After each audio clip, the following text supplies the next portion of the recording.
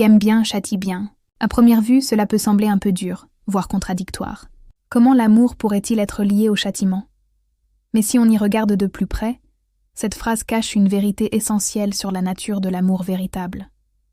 Aimer quelqu'un, ce n'est pas seulement lui dire des mots doux et le couvrir de cadeaux.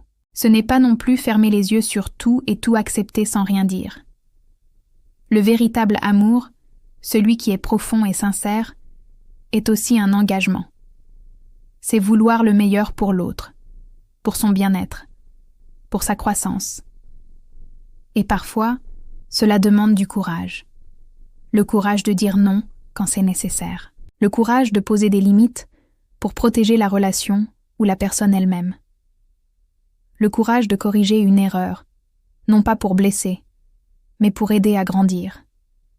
Ici, châtier ne veut pas dire punir cruellement. Il faut plutôt le comprendre comme corriger avec sagesse, guider avec fermeté. C'est un peu comme un jardinier qui taille ses plantes. Il ne le fait pas pour leur faire du mal, mais pour qu'elles deviennent plus fortes, plus belles et qu'elles donnent de meilleurs fruits. Pensez-y. Dans une relation, qu'elle soit amicale, familiale ou amoureuse, laisser quelqu'un qu'on aime foncer droit dans le mur sans rien dire, est-ce vraiment de l'amour ou est-ce de l'indifférence? Le véritable amour est actif. Il est attentif. Il n'est ni passif, ni naïf. Il ose dire les choses difficiles, parce qu'il se soucie profondément de l'autre.